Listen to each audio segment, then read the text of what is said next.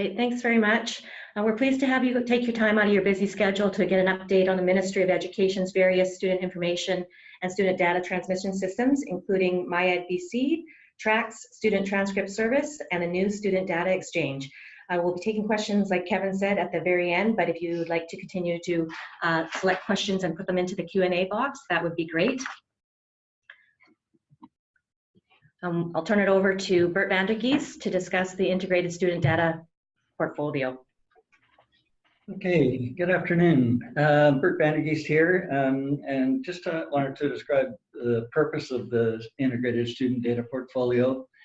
And it's really to fundamentally change the current approach for providing extracted files of data for validation and submission to the ministry. The focus of the integrated student data portfolio of projects is really to provide secure and shared access to data and some common validation tools. As we set out on this set of projects, the key objectives were to improve administrative efficiency for schools, districts, and ministry, and also to improve student transition to post-secondary education. And then finally, to ensure that we've got a flexible and modern technology platform to meet the changing needs of educational models, as well as upgrading our ministry systems to support all of those. So I'm just going to step you through a series of projects that have been completed, some of which are in progress, and some of those are still yet to be, are still planned. And that will get us to this vision of improved data collection and processing of student data. So the first project that we did was a proof of concept with a number of school districts. That was Greater Victoria, Alberni, Burnaby, Sea to Sky, and Abbotsford. And what that did is prove that we can extract data on a nightly basis out of MyEducation BC and display the validation results of that data to schools through a web interface. And so we walked through the user interface with those groups, and so completed that proof of concept. From there, we took the operational data store, which is data that's updated on a nightly basis from MyEducation BC, and that provides the source for the student the MyEducation BC Analytics, previously known as SIS-EARS. And so that's the analytic tool that's available to schools and districts on your data. So the third project that we're working on at present is the Student Data Exchange Data Validation. And it will include data validations for both TRAX, the new TRAX 2 system, and SADI, the student achievement data. And so that's the red portion of the screen here. It's basically a web-based tool that schools will be able to log into to see their data with the data validation results for each of those types of views on that data. We're also completed a project called Student Transcripts, which Linda will be talking about later, and that interfaces with the existing TRAX system to provide better tools for students to be able to get their transcripts out electronically. And so the next project is really to eliminate the SADI system. So once we have the student data exchange in process and it's doing all the data validation, we'll sort of cut the submission process for SADI, and then the data will be pulled directly into the data warehouse from the operational data store. So I know that lots of people will cheer once we do that one. Then we've got the TRAX 2 system. So we're in progress with the design of the TRAX 2 system, and have not yet started the development, but it will also interface with the student transcripts system once it's built. So this is showing which of the projects we've completed and which projects are currently in progress. And the remaining projects are planned, and that's to pull Strong Start data from this operational data store as well. So there would be no more submission of Strong Start data from schools. SLD, so your funding system through the 1701 redesign. So a redesigned SLD system could be developed based on this information as well. And as well, we're looking at an upgrade to the PEM system to get it into a newer technology platform and some enhanced features. And then finally, looking at class size. And then lastly, looking at FSA and the TRAX 2 release 2. Both of those are part of the scope of the assessment system that the ministry is currently preparing an RFP for. And so that's why those have been moved to the end, but we expect that that system and service will be available before that time. So that's the overall vision for the integrated student data portfolio.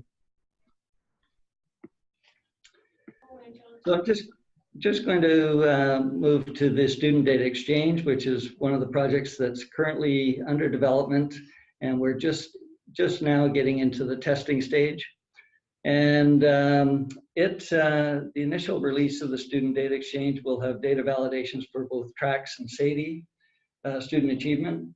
And this will be available to schools to be able to monitor their data on a daily basis. So no longer will you have to wait until submission times, either quarterly or the TRAX submission times, to find out what's wrong with your data. You can find it out on a daily basis. The primary users of this will be your administrative staff in your school that are responsible for your existing data submissions. Principals and vice principals may also want to log on to the system to see the quality of the data for your school. You may want to do that from time to time as well. But the primary user would be the administrative staff that manage the data in MyEducation BC. The important point to note here, all they have to do is log into a website to be able to see their data and see the validation results. And then they have easy ways of filtering that data and going back into the MyEducation BC system to correct it at its source. The updates will be occurring on a nightly basis, and so they'll see it the next day. Any corrections will be, the errors will be resolved. Okay, good. Thank you, Bert. So we're going to move on next to Christine Lervold, who's Director of MyEd Operations. So she's going to talk a little bit more about MyEd Academy. Thank you, Linda. So up on your screen now, you should be seeing the MyEducation BC Academy. This is an annual conference that we host for the ministry, and it's an excellent opportunity for educators and level 1 support and various personnel throughout your district to attend. The registration information via Eventbrite is available, and you'll see it when you receive the presentation, the links there. This year, the conference will be held April 25th and 26th in Kelowna, BC. And we have an excellent lineup of keynote speakers, as well as a number of really great sessions planned. So hoping that either yourselves or those from your district are able to attend this year. And now I'd like to hand it over to Sean Cameron. So as per the introduction, Sean Cameron is one of our district liaisons and is from School District 6. And he's going to give you a bit of an overview of a new service that we're working on as a pilot and aiming to have as a service offered throughout all districts, and that is MyEducation Analytics. And this will also be one of the topics that we'll be covering at MyEd BC Academy. So with that, I'll turn it over to Sean. Hi, thanks, Christine. So as Bert noted in his introduction, some people may have heard of a project called EARS that's been around. Really, it came very closely after the implementation of BC ESIS, and then it was rebranded as MyEducation BC Analytics. And really, what both of those projects are about is utilizing all the great data that's being captured and created within MyEd and prior to that in BC ESIS, and making it really usable to the end users from a district office standpoint, school administration standpoint, and then down to a teacher level in various ways that the program can deliver the information. And so the product that we're looking at here and what's being shared on the desktop is MyEducation BC Analytics, which is built on an Oracle Business Intelligence platform.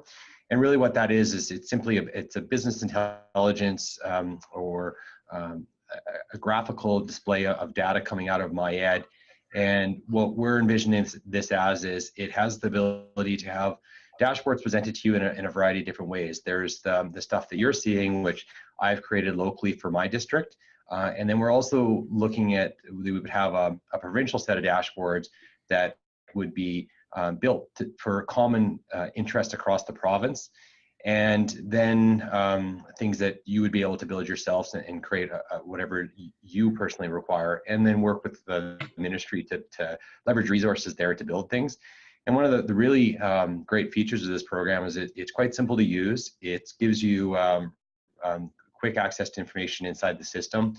And it has the ability to share reports across districts, whereas if I build something, I can share the template with another district, and then it just simply sits on top of the data that's coming out of MyEd.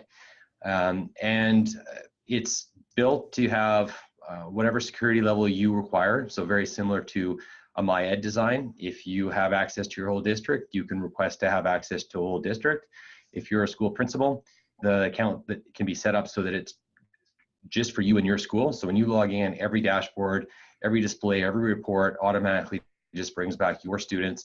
And then on top of the default setting of your school, you can apply a variety of filters to really drill down into the data, to explore it and answer questions and understand what's happening within your school. And so on the screen that we're seeing here, we've just created one sample dashboard. It's related to course marks, and then you can see there's other dashboard pages with assessment data, attendance, student demographics. And then within each one of those dashboards, there's dashboard subpages that we've built out. And then there's a prompt set that this display we're looking at is the principal has gone in and it automatically loaded her school, and then she looked for all the English marks for term 1, and then this is her display of the marks for her school. And that display and functionality would be available to all schools and all districts. And then the chart has drilled down.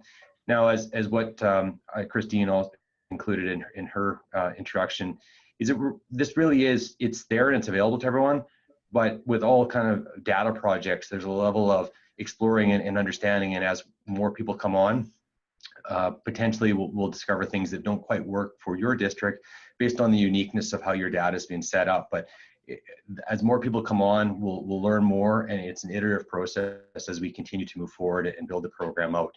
But definitely we wanted to make sure you're aware of it, and that it is a product that's included within the features of MyEd. So there's no additional cost for a district signing on and saying, hey, I want to use this. It's simply you can, the information can be made available through the contacts at the end, and we'll share with you how you request to have an account activated in analytics. And we'll just flip to the next slide. And then really all I wanted to share here is that from my district perspective, and especially with this focus group, is it really is about the principals and making the data that goes into the system usable. And so this is a testimonial from one of my principals, and it's just saying that really it is giving value at the principal level, and it's making it easy to get data and use data versus an old model where someone would have to wait to someone to create it or go through a bunch of processes and hard steps to get the data. In this model, as soon as the data goes into MyEd, it gets extracted that night, and then if there's a dashboard that's been built that meets your needs, a principal can just come in and interact with it and consume it. And this is just one quote from our district, but we have a variety of other ones with the same experiences, and we would hope that your people and yourself would have a similar experience with it. And the intent is to be easy to use and make the data available to you, and to help you in your practice, not to create an additional thing for you to work on. So that's really all our things we wanted to share on this topic, is to make sure you're aware of it, and to let you know that it's out there and you can inquire about getting access to it and to start exploring it as well. Great, thank you, Sean. We're just going to move into the next slide then, and we'll move into the TRAX data submissions. So what you can see on the screen is the upcoming data transmission dates. So there's 3 dates up there. I won't bother reading them out, but just mention that interim marks can be loaded at any time, as post-secondary institutions will be starting to look for them, and especially if for those post-secondary institutions that are on the XML distribution, they will be able to access those marks earlier than May, that where normally batch processes would be processed in May and the finals in July. With the XML, they can get those marks as soon as they are loaded.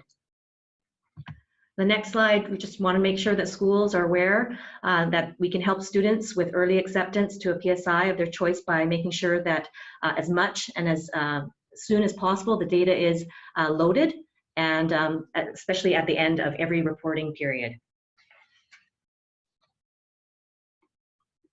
The next slide is just showing the TRAX change form. This was updated in January 2019 with additional instructions for use. And it's essentially a reminder for the admin staff to use this form when required to update historical data changes only. So not for current, because there's a different process for current data submissions, but this is strictly for historical data. So hopefully that's helpful to the admin team, and they've been using it since January, and we seem to have fairly good feedback on that. The next thing I'll move into, the next slide, is on Student Transcript Service. And what you can see on the screen now is a snapshot of our current web page. Students can access this through the www.StudentTranscripts.gov.bc.ca. And essentially where we're pointing out to you with the arrow is kids can actually either sign in or log in, depending on, they first have to log in to get a BCE ID, and then they can actually log into Student Transcripts.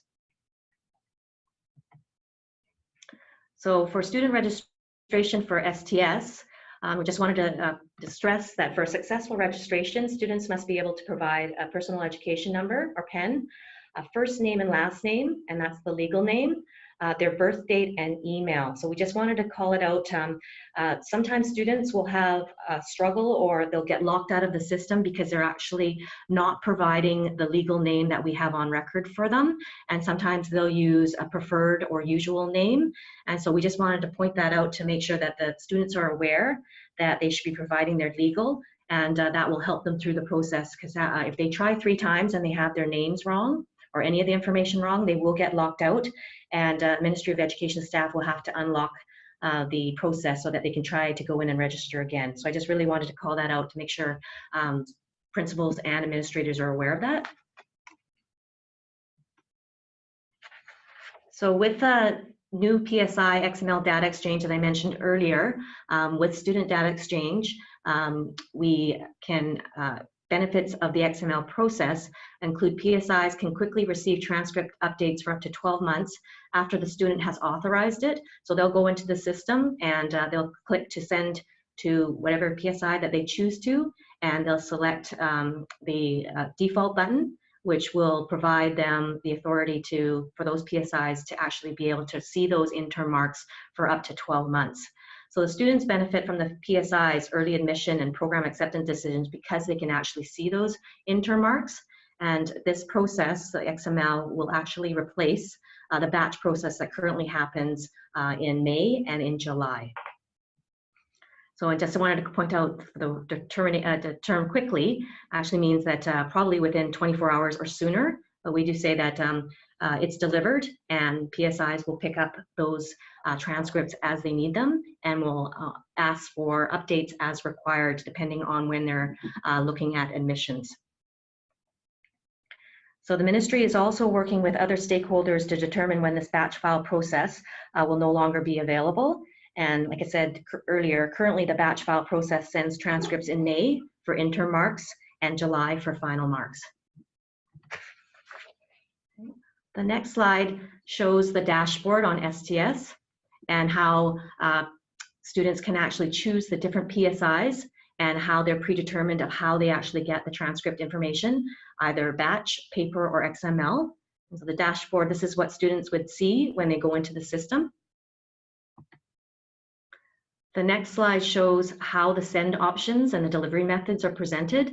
So as an example, In this slide, University of BC, they will see that they'll send their transcript now and allow this PSI to request transcript updates until the date specified below, which would be the 12 months from the time that they initially signed up. University of Victoria, which is a batch school, would get their interim marks in May and their final marks in July. And McGill, as an example, which is a paper school, would get their final marks when they become available, which would also be in July. So just to show, moving on, transcript mailouts to students. Students are still entitled to an official transcript at year end, but as of September 2018, official transcripts will no longer be mailed to the students' homes. Main reason being that every year, between 5,000 to 7,000 transcripts are sent back to the Ministry of Education, so obviously not being able to be delivered to the student. So we've changed that process now so that students can go on to STS and order a free transcript to be mailed directly to their home address after graduation. Schools will continue to receive a transcript for their school records and also the dogwood to be signed by the principals and then sent to the students. So we'll move into the next section of provincial scholarships and grants with Mav. Thank you, Linda. Just click over here. So this slide offers an overview of the work that we do in the scholarships and grants unit. So as you can see, for the 2018-2019 school year, the Ministry of Education continues to offer 4 scholarships under the Provincial Scholarship Program. So we have the BC Achievement, District Authority, BC Excellence, and Pathway to Teacher Education Scholarship. So again, as you can see on your screen, the application deadline has now passed for the BC Excellence and Pathway to Teacher Education Scholarships, and marking is underway. BC Achievement Scholarship winners are automatically determined in the fall, so there's no action on that point, but we do need grades to be reported by August 31st. And for the District Authority Scholarship, coordinators have been asked to report their list of winners to us by June 30th this year. And so on the bottom half of the slide here, the Scholarships and Grants Unit also administers the BC Training and Education Savings Grant. So this grant is open to applications from guardians beginning on the student's 6th birthday through to the day prior to their 9th birthday. Guardians apply for the grant at one of 56 partner institutions. Some smaller banks and whatnot do have agreements with the promoters, so we do always encourage parents to go into their local credit union and whatnot. And then the BC government makes a $1,200 contribution into the RESP that is set up. So moving on to program updates. London has done a great job of outlining Student Transcript Service, and the great thing is that students can view any scholarships they've been awarded through the Student Transcript Service. For this year's recipients, that means they'll be able to see these when they become available in the fall, and previous recipients can view if their voucher has been redeemed as well in here. So you can see the sample student on your screen here. The graduation program examination is a scholarship that we don't offer, but students can still view it in Student Transcript Service, as well as the expiry date and whether or not they've sent it in to us for redemption.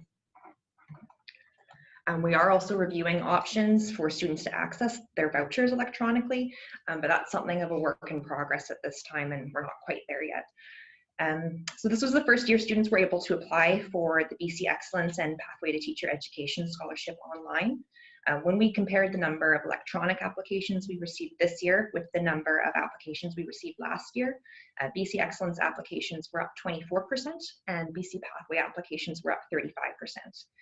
The BC Excellence application numbers have shown some variation over time, but these numbers for the Pathway do suggest that the online application has helped to increase the number of students that are able to apply. For this year, we did rely on the use of existing web forms to ensure that the applications were up in a very timely manner for students. For next year, we are reviewing use of these forms and the means of making the online process even more accessible for students. District Authority Scholarship coordinators are now able to access allocation information online, including the conditional winner template letter that they give to students. And that's available through the ministry reporting website. The District Authority scholarships are distributed across districts based on their grade 12 enrollment data, and annual allocation numbers were previously emailed directly to the district coordinators. By making this information public, it allows for increased transparency and administrative ease when we're trying to coordinate the reporting at both the school and district level. And as I mentioned earlier, coordinators have been asked to report their list of winners by June 30th this year. So switching back to BC Training and Education Savings Grant, our main focus right now is the age cohorts whose eligibility window is closing. You can see the timing here looks a little bit out of order, but this is due to the dates that the program began. I can explain further if you have questions around this, but the eligibility window is closing for students born in 2006 and 2010, while it's already passed for those born in 2007, 8, and 9. And so you can see the approximate grades that we're looking at when it comes to this. We are hoping to work with schools to distribute letters directly to these select grades. And we're also working with BC Libraries, Service BC, BC CPAC, and others just to get the word out. A separate webinar that was organized by our Senior Policy Analyst, Nancy Needham, is available through the BC PVPA website under the webinar series if you'd like more information. And you're always welcome to contact us at the email address at the end of this slide here. And I'll hand it back to Linda, I believe. Thanks, Mav. So then we're going to move into ministry communications update.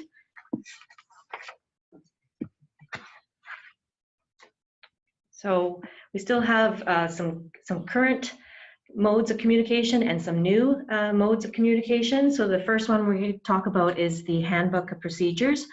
So that will continue to happen every year, and it provides the information about the overall grad program with exam dates, grad requirements, scholarship info, and marks and submissions, etc. The DM Bulletin, which is the Deputy Minister's Bulletin, is published every Friday and is distributed to all superintendents and executive leads of key educational partner groups such as BC PBA, the BC Association of School Business Officials, and the BC School Trustees Association. So superintendents are responsible for distributing the bulletin as appropriate throughout their district. The audience of each article is outlined and suggested in the title of the article, so you will often see principals and vice principals or school administrators listed in the title field. The next communication mode is the ministry reporting site. So this was recently added to a new SharePoint site that lists all the routine reports required for school districts, along with due dates and instructions on how to complete and submit the reports. This site is new, and it's part of the ministry's continued effort to reduce administrative burden on districts, yet still collect all the essential reporting information. A BC EID is needed and must be authorized by the ministry in order to access the reporting site. So you can speak to your district office if you would like to register for this particular ministry reporting site. And the last one is the Learn magazine, which is an email newsletter sent monthly to BC's 70,000 plus teaching certificate holders and to the executive leads of numerous educational sector partner groups. So Learn contains news, educational program updates, professional development opportunities, resources, and other information to help certificate holders do their jobs better in an effort to improve outcomes for students. So the next slide, as we move to the end, is just a list of contacts that if you have any particular questions that you think of after this presentation, you can send email directly to StudentCert, Scholarship and Grants, MyEducation BC, and exams. And the last slide is we'll move into questions.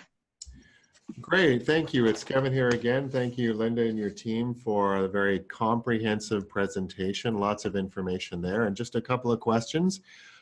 So one question, how about those schools that don't use MyEdBC currently? There are a number of districts out there that I believe are not using this system. So would those tech people be responsible for pulling data from their student information system and then uploading it to the ministry? I guess, so just asking some logistical questions around that piece. Yeah, it's Bert Vandergeest here. So for the non-MyEd schools, we are planning an interface to the operational data store, the database at the center of the integrated student data portfolio. We haven't started that project yet. We wanted to confirm the workings with the MyEducation BC data first. but we are planning, once that's in place, to build an interface to allow those schools to be able to load their data into that data store as well. Okay, thank you, Bert.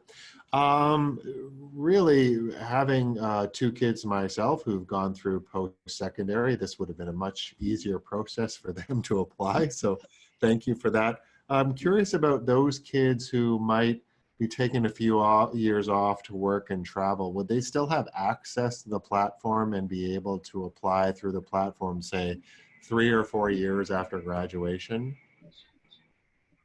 So just to clarify, this is in regards to the Student Transcript Service? Yes. Yeah, so it is, the platform is based for current and former students.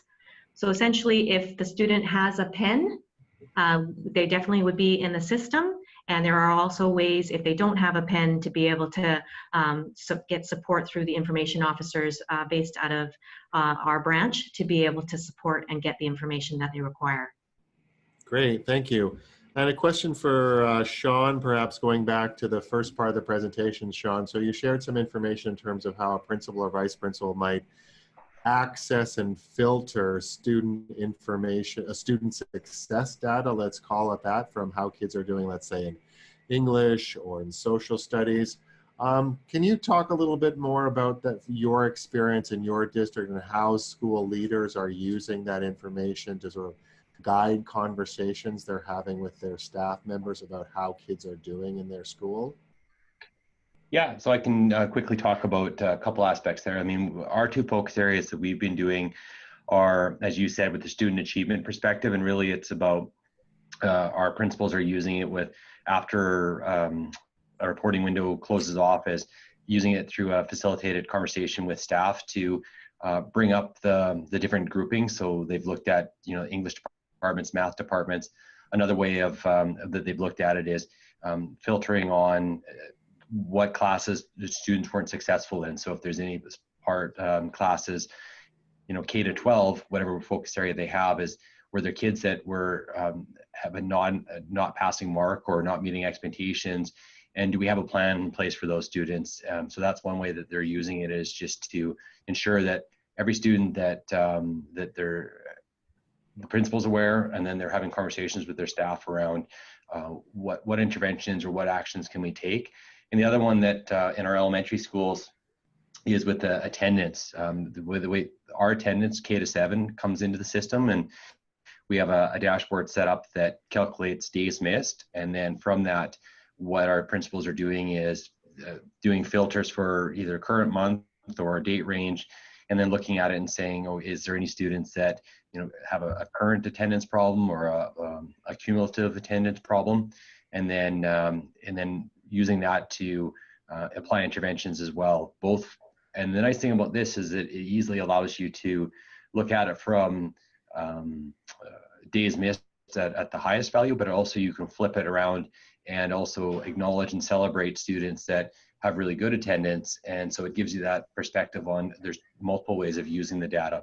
So those are the two real ways that we've been using with it. Is a real easy way to interact with data. And when I say interact, that's the part, is that it allows you to facilitate a live conversation with your teachers, that they can ask a question and say, well, who are those kids? And then with the drill down capability, they can click right on the bar on the dashboard, and then it shows them the kids, which then can translate into a report that you print off and take away to say, okay, let's go work with those students. And then attendance, it's just the everyday live updates about, do we have any attendance concerns that have popped up now? And then also to be able to deal with lates or anything else that you're curious about.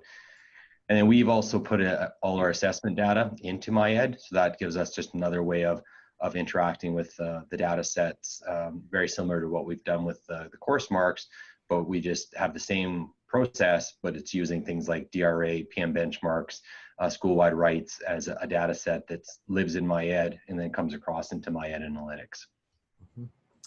Well, thank you for that, and thank you to all of you for sharing with us really some very powerful and robust tools for school leaders and others to be able to really access data and understand it in a more meaningful way. Those evidence-based conversations are important aspects of ensuring that students are successful in the system. And so I really appreciate you sharing that. And and I think we could have done a much deeper dive on some of these pieces as well too. And hopefully that will be the subject of future webinars. And so my thanks to the representatives for the ministry for joining us today.